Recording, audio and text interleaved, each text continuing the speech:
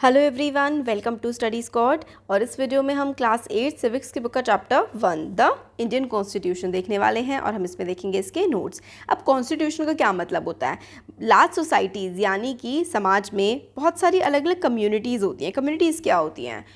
जैसे लोगों का ग्रुप हो गया, अलग अलग कास्ट क्या हो सकता है, अलग धर्मों का हो सकता है, ठीक है। सब लोग साथ में मिल करके रहते हैं और वो एक कंसेंसस बना लेते हैं, यानी कि एक सर्व सहमति बना लेते हैं कि भाई कुछ रूल्स हैं और वो रिटर्न फॉर्म में है और हम इनको मानेंगे। मतलब पूरा समाज के लोग मिल करके कुछ रूल्स बनाते हैं कि भाई हमने ये रूल्स लिख दिए हैं, ये कानून है और अब हम इनको मानेंगे।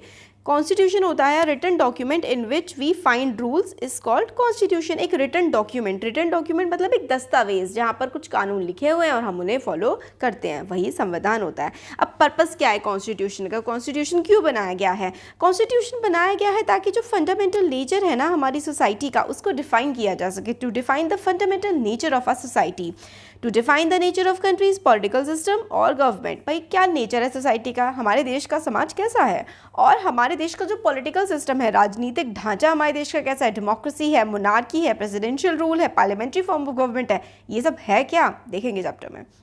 मोनार्की जिसमें राजा का रूल चलता है, प्रेसिडेंशियल फॉर्म ऑफ गवर्नमेंट जिसमें कंट्री का हेड प्रेसिडेंट होता है, और होता है पार्लियामेंट्री फॉर्म ऑफ गवर्नमेंट। हमारे देश में है पार्लियामेंट्री फॉर्म ऑफ गवर्नमेंट। यहाँ पर कंट्री के जो हेड होते हैं या फिर कंट्री के जो पॉलिटिकल हेड होते हैं वो होते हैं प्राइम मिनिस्टर। ये मोनार्की यानी कि राजा का रूल होता है। King George third of England, ठीक है, इंग्लैंड के किंग थे। अलग अलग देशों में किंग्स हुआ करते थे, फिर धीरे धीरे करके देशों में क्या आ गई, देशों में डेमोक्रेसी आ गई और डेमोक्रेसी में ही कॉन्स्टिट्यूशन आता है। अब एडोल्फ हिटलर जो था वो एक डिक्टेटर था, ये भी एक फॉर्म ऑफ गवर्नमेंट होती है। मोनार्की भी फॉर्म ऑफ गवर्नमेंट होती है, अलग अलग फॉर्म ऑफ गवर्नमेंट्स होती हैं। To lay down rules that guard against the misuse of authority by political leaders. और हम क्यों कॉन्स्टिट्यूशन लिखते हैं भाई? ताकि जो पॉलिटिकल लीडर्स हैं जिनके पास बहुत सारी ताकत आ जाती है, वो उन ताकतों का गलत इस्तेमाल ना कर सकें, इसलिए भी हम कुछ रूल्स बना लेते हैं। To safeguard the fundamental rights of citizens. और क्यों हम लोग कॉन्स्टिट्यूशन बनाते हैं? ताकि लोगों के जो मौलिक अधिकार हैं, लोगों के फंडामेंटल राइट्स सुरक्षित रहें, इसलिए भी कॉन्स्टिट्यूशन बनाया जाता है। अब फंडामेंटल नेचर क्या होता है सोसाइटी का? It lays out certain ideals that form the basis of the kind of country that we as citizen aspire to live in. A country is made up of different communities of people who share certain beliefs.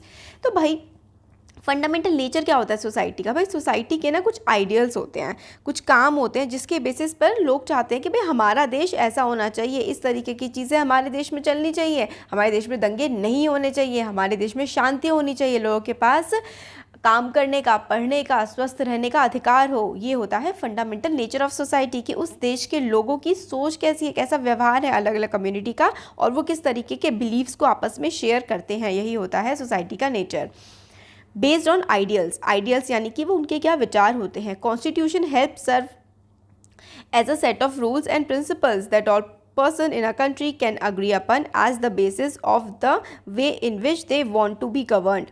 ठीक है, मतलब ये constitution एक सर्व करता है एक rules, कुछ rules लिखे हैं कॉन्स्टिट्यूशन में, कुछ चीज़ें हमें हमारा संविधान बताता है कि हमारे देश में कानून इस तरीके से चलेंगे, और अगर आप किसी का मर्डर करेंगे तो आपको सज़ा होगी, चोरी की भी सज़ा होगी, आपको अपने बच्चों को स्कूल भेज करके पढ़ाना होगा, आप बाल मजदूरी नहीं करवा सकते हैं। तो ये सारी की सारी चीज़ें हमारे संविधान में लिखी जाती हैं। This include not only type of government but also an agreement on certain ideals. सिर्फ गवर्नमेंट कैसी होगी यही नहीं, बल्कि हमारे देश का समाज कैसा होगा, समाज के नियम कानून क्या होंगे, ये भी हमें संविधान से पता लगता है। अगर हम लोग नेपाली कॉन्स्टिट्यूशन की बात करें, नेपाल एक मोनार्की था, यानी कि पहले यहाँ पे राजा का रूल था। सबसे पहले 1990 में कॉन्स्टिट्यूशन अडॉप्ट किया गया और फिर उसके बाद फिर भी फाइनल अथॉरिटी किंग के पास ही रही। तो मतलब फाइनली 2005 तक किंग के पास ही अथॉरिटी रही थी। फिर लोगों ने नेपाल में मूवमेंट किया, पीपल मूवमेंट जो है स्टार्ट हुआ कि भाई ये राजा वाजा का रूल नहीं चलेगा और देश में डेमोक्रेसी आनी चाहिए। तो 2006 में फिर डेमोक्रेसी लाई गई, राजा की पावर्स को ख़त्म कर दिया गया फाइनली। फिर लोगों ने मांग की कि एक नया कॉन्स्टिट्यूशन बनना चाहिए, नेपाल को डेमोक्रेसी बनना चाहिए, बिकॉज वो ये नहीं चाहते थे कि पहले का जो कॉन्स्टिट्यूशन था वो सिर्फ नाम का कॉन्स्टिट्यूशन रहे और चले राजा की। नहीं, लोगों ने लड़ाई करी, लोगों ने आंदोलन किए कि जो संविधान है उसमें कानून लिखे जाएं और उन्हीं कानूनों का, उन्हीं नियमों का पालन किया जाए। क्योंकि पहले का कॉन्स्टिट्यूशन लोगों की भावनाओं को नहीं दिखाता था। फिर लोगों ने उसके लिए लड़ाई करी कि भाई देखो हमारा संविधान हमारी जो मान्यताएं हैं, जो हमारी देश की एक व्यवहार है देश में, उसको दिखाए। तो न्यू कॉन्स्टिट्यूशन जो आया नेपाल का, Nepal by moving from a monarchy to a democratic government need to change all its constitutive rules in order to usher in a new society. तो पहले वो मोनार्की था, राजा का रूल था, फिर उसके बाद डेमोक्रेसी वो बना, लोकतंत्र बना, तो कई सारे रूल्स भी उसके चेंज हुए। इसलिए that is why the people of Nepal adopted a new constitution for country in 2015। तो फाइनली 2015 में फिर से उन्होंने अपना नया कॉन्स्टिट्यूशन अपना लिया। अब आता है कि भाई पॉलिटिकल सिस्टम का नेचर क्या होता है।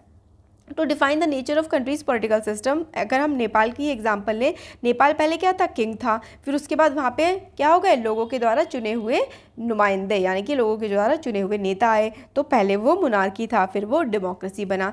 तो in democratic form of government the constitution lays out important guidelines that govern decision making within these societies. तो ये देखो, ये हमारे देश का क्या है, पार्लियामेंट, संसद है हमारे देश का।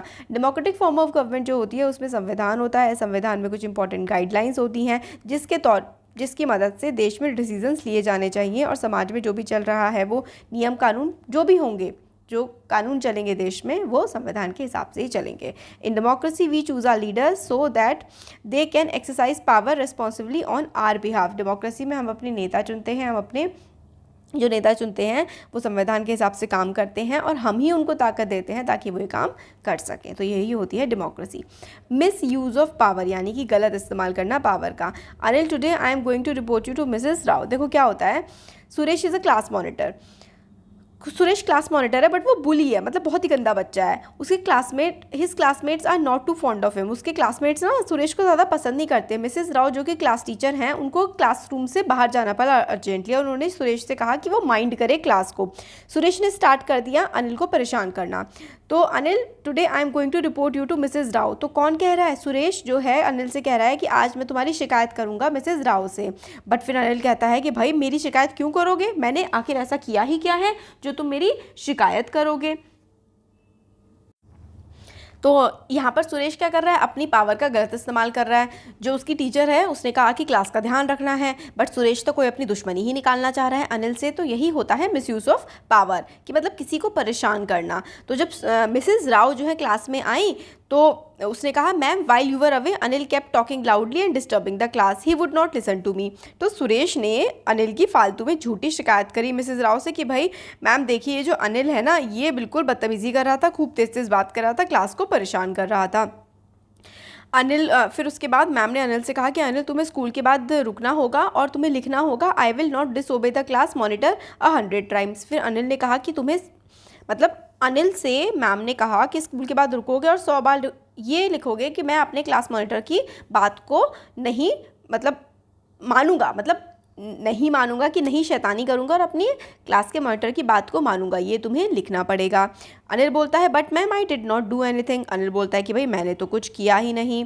तो इससे मतलब क्या तुम्हें समझ में आता है, आप लोग को यहाँ पर कोई क्या केस दिखा कि जो सुरेश है वो फालतू में दुश्मनी निकाल रहा है अनिल से, और मैम से उसने झूठी शिकायत करी और अनिल को गलत पनिशमेंट मिला। तो यही होता है मिसयूज़ ऑफ पावर, की पावर का गलत इस्तेमाल किया गया है। अब मेजॉरिटी क्या होती है। Another important function that a constitution play in a democracy is to ensure that a dominant group does not use its power against other less powerful people or group। तो हमने क्या देखा था कि सुरेश ने गलत अपनी पावर का इस्तेमाल किया था। कॉन्स्टिट्यूशन में ये ध्यान रखा जाता है कि जो डोमिनेंट ग्रुप है, यानी कि जिसके पास पावर है, वो कमज़ोर लोगों के खिलाफ अपनी पावर का गलत इस्तेमाल ना करे, अपनी पावर का गलत इस्तेमाल ना करे, यही ध्यान रखा जाता है संविधान में, कि जो लेस पावरफुल लोग हैं उनके साथ कुछ गलत ना हो। द नेक्स्ट स्टोरी बोर्ड जो है वो हम लोगों को क्लासरूम की सिचुएशन के बारे में समझाएगा। गेम पीरियड स्टार्ट होने वाला है, तो बच्चे कह रहे हैं कि आज हम बास्केटबॉल खेलेंगे। तो गर्ल्स जो है वो बास्केटबॉल लेके खड़ी हुई हैं। Teacher decide to settle the problem with a show of hands, की कोई कह रहा है बास्केटबॉल खेलेंगे और लड़कियां कह रही हैं कि अरे बास्केटबॉल ये वो, तो अब किस तरीके से प्रॉब्लम सॉल्व की जाए। तो लड़के कह रहे हैं कि भाई चलो हम क्रिकेट खेलते हैं। तो हाथ उठा करके पूछा गया कि भाई कौन क्रिकेट खेलेगा और कौन बास्केटबॉल खेलेगा। तो अगर बास्केटबॉल ज़्यादा हाथ उठेंगे खेलने वाले तो बास्केटबॉल खेल लेंगे, अगर क्रिकेट खेलने के लिए ज़्यादा हाथ उठेंगे तो क्रिकेट खेला जाएगा। तो यानी कि किसकी बात सुनी जा रही है? मेजॉरिटी की। मेजॉरिटी की बात सुनी जा रही है, तो यानी कि जो मेजॉरिटी ने कहा वही होगा। अब क्लास में ज़्यादा बच्चे लड़के हैं तो भाई लड़कों की बात सुनी जाएगी और क्रिकेट खेला जाएगा। तो मेजॉरिटी में यही होता है कि जो लोग ज़्यादा संख्या में होते हैं उनकी बात सुनी जाती है। तो डेमोक्रेसी में भी यही होता है कि जो ज़्यादा संख्या में है उनकी बात सुनी जाएगी, यही होता है मेजॉरिटी। तो such an unhealthy situation can occur in democratic societies too, where a majority can continuously ensure decision that exclude minority and go against their interest. तो कई बार क्या होता है कि टायरनी ऑफ मेजॉरिटी हो जाता है, यानी कि जो मेजॉरिटी ज़्यादा नंबर में लोग हैं वो हमेशा ही अपनी बात मनवाने लगते हैं और जो लोग कम संख्या में हैं उनकी बात को नहीं माना जाता। तो ये भी बड़ी दिक्कत वाली बात हो जाती है। तो इसलिए स्टोरी बोर्ड से हमें समझ में आता है कि हर सोसाइटी में every society is prone to this tyranny of majority. Tyranny of majority मतलब मेजॉरिटी जो होती है ना, जो ज़्यादा संख्या में लोग होते हैं वो एक तरीके से अत्याचार भी कर सकते हैं कम संख्या के लोगों पर, जैसे कि लड़कों ने अपनी बात मनवा ली क्योंकि लड़के ज़्यादा संख्या में थे। तो डेमोक्रेसी में ये वाला एक इशू आ जाता है कि कहा जाता है कि सिर्फ मेजॉरिटी की हमेशा सुनी जाएगी। अब अगर सिर्फ मेजॉरिटी की हमेशा सुनी जाएगी, यानी कि ज़्यादा लोगों की हमेशा ही सुनी जाएगी, तो फिर कम लोग जो हैं उनकी सुनवाई कहाँ होगी, वो अपनी बात कहाँ कहेंगे? तो ये दिक्कत है। माइनॉरिटीज़ कौन होती है? The constitution usually contains rules that ensure the minorities are not excluded from anything that is routinely available to the majority. तो संविधान में इस बातों का भी ध्यान रखा जाता है कि जो मेजॉरिटी कम्युनिटी है वही सिर्फ सारी की सारी बातें अपनी ना मनवा ले। माइनॉरिटी कम्युनिटी यानी कि जो लोग कम संख्या में हैं, यानी कि हमारा जो फुटबॉल और क्रिकेट वाला केस था उसमें लड़कियां फुटबॉल अगर खेलने को कह रही हैं तो वो फुटबॉल खेल सके, उनकी भी चले, इस तरीके की भी प्रोविजंस हमारे संविधान में किए गए हैं माइनॉरिटीज़ के लिए। Everybody's responsibility to take correct decision, हर किसी की रिस्पॉन्सिबिलिटी होती है ताकि वो सही डिसीज़न ले। थर्ड सिग्निफिकेंट रीज़न कि हम लोगों को संविधान की ज़रूरत है ये है is to save us from ourselves, हमें खुद से ही बचाने की ज़रूरत है। This may sound strange but what is meant by this is that we might at sometimes feel strongly about an issue that might go against this. तो कई बार हम लोगों को लगता है कि हम लोग बिल्कुल सही सोच रहे हैं, हमारी चली जानी चाहिए, बट हम कई बार बिना सोचे समझे जल्दबाजी में काम ले लें, उससे भी हमें संविधान बचाने की कोशिश करता है। एग्जाम्पल देखते हैं। Shabnam, why are you looking so worried? तो मतलब पूछ रहे हैं कि शबनम मतलब तुम इतनी परेशान क्यों लग रही हो? तो I want to watch this TV programme but I have a test tomorrow. मेरा इस TV प्रोग्राम को देखने का बहुत मन है बट मेरा कल टेस्ट है। If you will watch TV I will also want to watch. I have an idea. What if no one watches TV tonight? Then I may not be tempted. तो शबनम कहती है कि आप लोग देखोगे टीवी तो मैं भी देखूंगी। तो एक आइडिया है कि आप लोग भी टीवी मत देखो तो मेरा भी टीवी देखने का मन नहीं करेगा, मैं भी टेम्प्ट नहीं होंगी, मेरा कल पेपर है, मैं पढ़ लूँगी।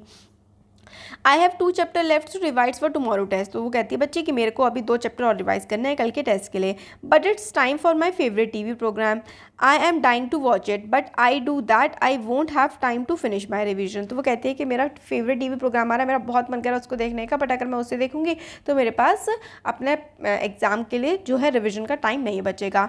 It's good thing I do not watch TV, you are so many questions from the last 2 chapters. तो फिर बाकी लोग बोलते हैं ठीक है चलो मैं भी टीवी नहीं, हम भी टीवी नहीं देखते, तो अगर तुम टीवी नहीं देख रही हो तो क्योंकि फिर तुम रिवाइज कर लो, इसलिए हम क्या कर लेते हैं, कॉम्प्रोमाइज़ कर लेते हैं तुम्हारे लिए। Similarly constitution helps to protect us against certain decisions that we might take that could have an adverse effect on the large principle that the country believes in. तो मतलब एक इंसान, घर के कुछ मेंबर्स टीवी देखना चाह रहे हैं और एक बच्ची का टेस्ट है, तो अगर वो बच्ची बाकी लोग टीवी देखेंगे तो उस बच्ची का भी टीवी देखने का मन करेगा और उसका पढ़ाई में मन नहीं लगेगा। तो सबने डिसाइड किया ठीक है आज की तो बात है हम टीवी नहीं देखते ताकि तुम आराम से पढ़ सको, तुम्हारा मन ना लल जाए। तो a good constitution does not allow these whims to change its basic structure, it does not allow these for the easy overthrow of provisions that guarantee rights of citizens and protect their freedom। तो हमारा संविधान जो है इस तरीके से लिखा गया है कि सिर्फ कुछ ही लोगों की बात मान करके जो है चीज़ें ना चलें, बहुत ही सोच समझ करके हम डिसीजंस लें ताकि हर एक सिटीज़न का, हर एक नागरिक का इसमें फ़ायदा हो। तो अगर हम इसकी समराइज फॉर्म में देखें तो रिटन डॉक्यूमेंट है हमारा कॉन्स्टिट्यूशन जिसमें रूल्स लिखे गए हैं। मेन पर्पस जो है कॉन्स्टिट्यूशन का वो ये है कि फंडामेंटल नेचर ये डिफाइन करता है हमारी सोसाइटी का। दूसरा हमारे कंट्री का पॉलिटिकल सिस्टम बताता है। तीसरा सेफगार्ड करता है फंडामेंटल राइट्स को। और चौथा ले करता है कुछ रूल्स हमें बताता है ताकि हम लोग, हमारे जो लीडर्स हैं, उन रूल्स का मिसयूज़ करके हम लोगों को परेशान ना करें। Due to people's movement Nepal adopted a new constitution in 2015। 2015 में नेपाल ने नया कॉन्स्टिट्यूशन अपनाया था क्योंकि लोगों ने आंदोलन किया था।